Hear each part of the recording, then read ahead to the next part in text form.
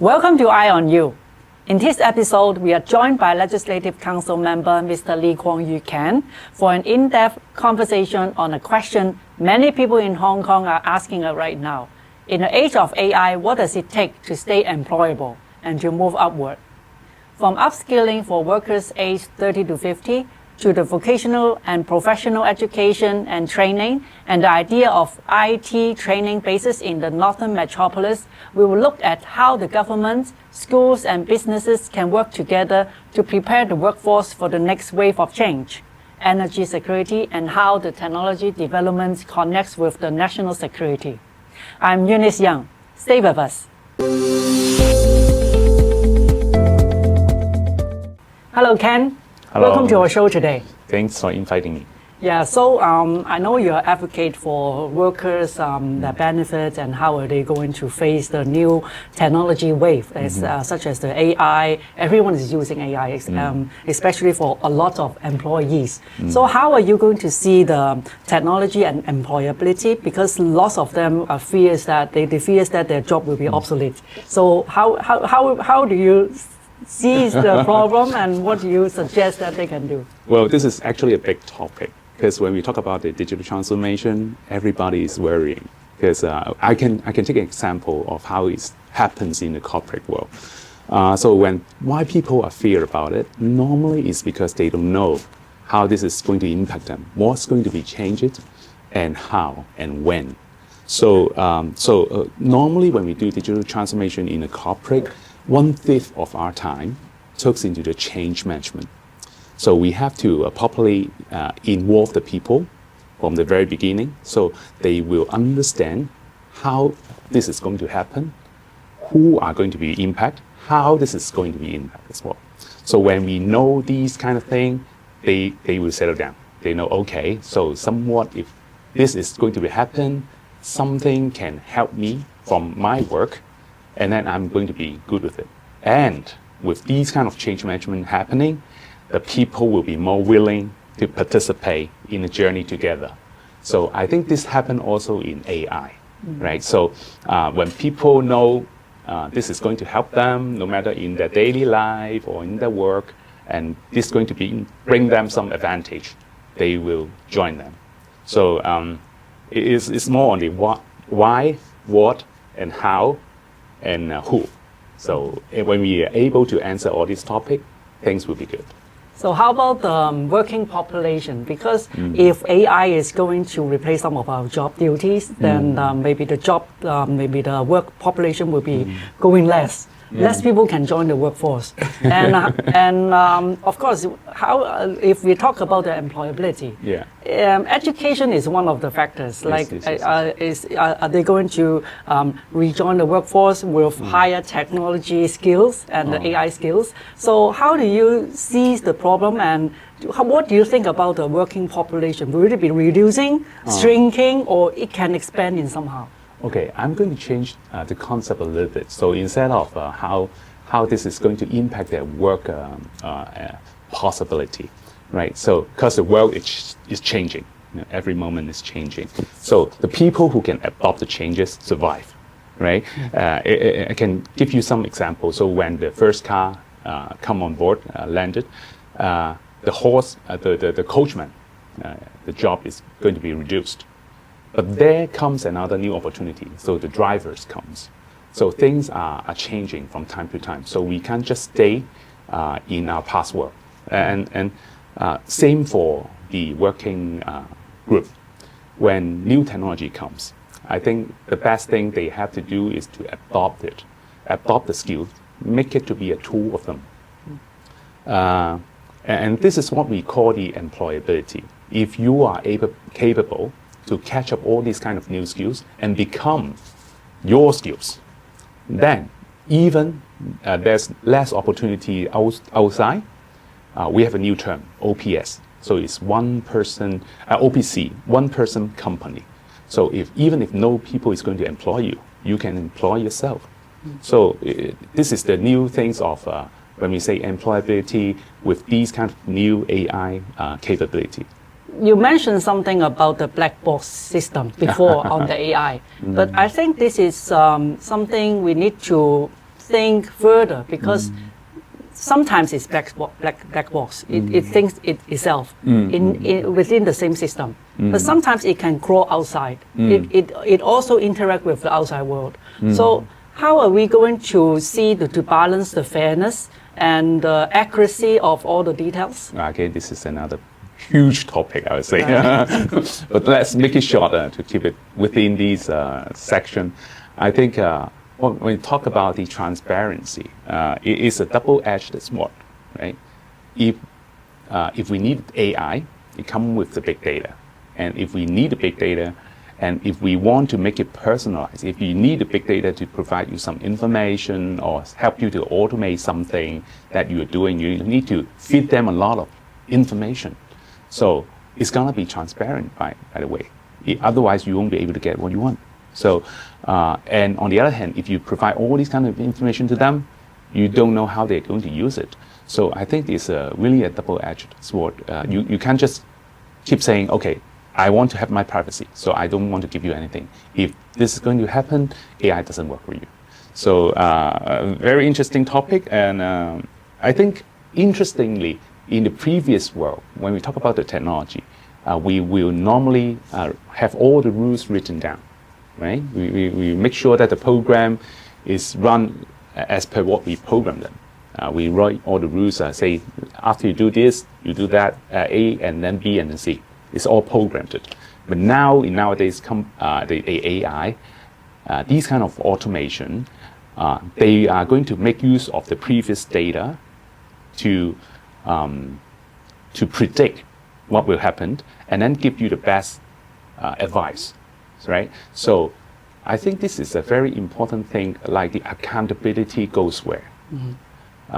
If you completely depend on what their suggestion is, and then you let them just fly, doing whatever they suggest to you, the accountability will be very weird. So I would suggest at this moment, if we don't completely trust what the AI is providing to us, we should still keep it like a semi-automated route, like how the medical system is doing. The doctor will ask this AI to suggest them what they need to deep dive to look into, and then they read into thousands or millions of issues. They pinpoint like first the most critical 10, and then they look into it and then have to make the decision how it's going to be happened, right? So I think these kind of AI advisor is going to be still going to be what happened in the next few years. But when the technology goes more mature, I think the accountability things will be even better.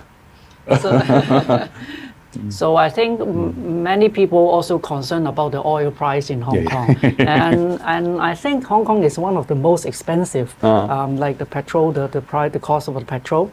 So what do you suggest to the government on the subsidies, and how is it going to affect our daily life on the surge of the oil price?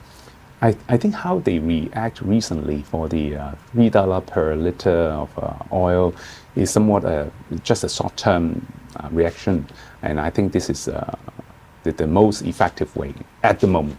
But also in the medium term or longer term, I think we have to settle down by providing more energy type, suggesting more energy type in Hong Kong to mitigate the risk of what will happen in the near future as well. So what I suggest in the council is that besides giving out these kind of new policy, at the same time we should also look into how we could introduce more energy type of commercial vehicles in Hong Kong.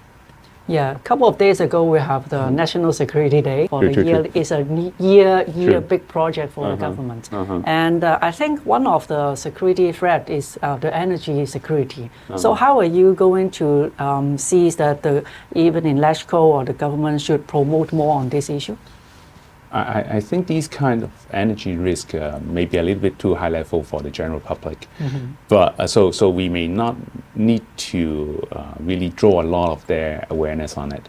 But what we are doing, I think, what we should do is really to mitigate the risk of coming from the single source of resources right now. So if the government have the proper decision or thinking in how we can mitigate the risk of these kind of stuffs, I think it's already good.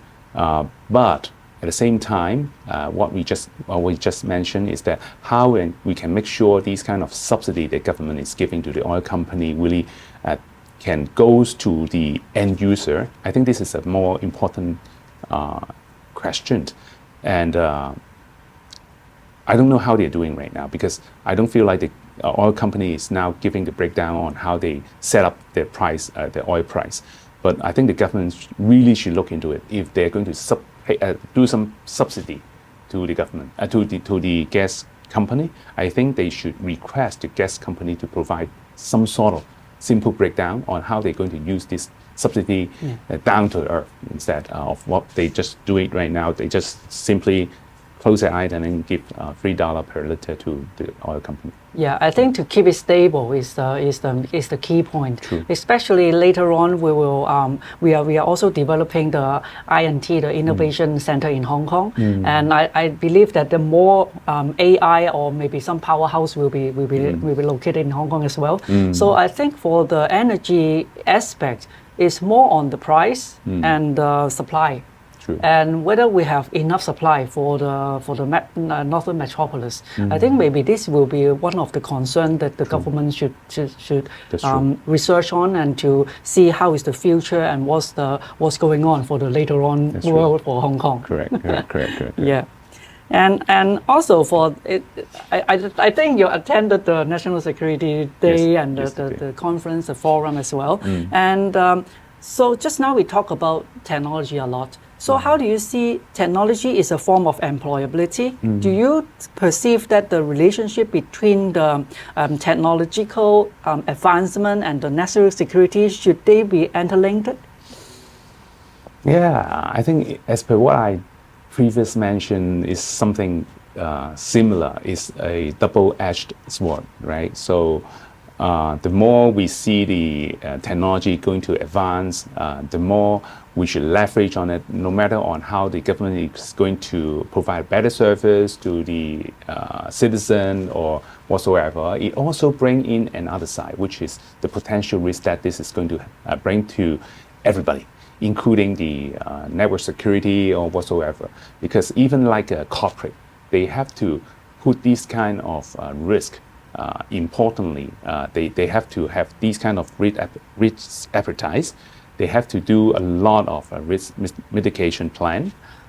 So even a corporate could do it. I think country must have this kind of plan as well. Because when you more depending on the technology, every information is going to put it on cloud or online whatsoever. The network security is going to be very crucial. We can't completely depend on one single technology provider. We can't simply depend on one source of technology as well. So I won't mention about the brand, but I really feel like even a company know this kind of risk, and they need to make sure the technology they're using is going to leverage out what's to be built by the West and what's need to be built by the East. I think as a country or as Hong Kong itself, we should also pay similar importance by looking into this risk. So how about for the IT dependency? Do you see it's a risk or is an opportunity? Because I think we cannot separate us with the IT and also the AI. So how do you see the dependency? Do you think it's a critical risk, or how can we change the risk to opportunity? Risk also always come together with the opportunity. So I won't try to separate them. So we definitely will have a lot of advancement coming ahead, a lot of opportunity, but together, a lot of risk. So it's more on how we are going to mitigate this kind of risk.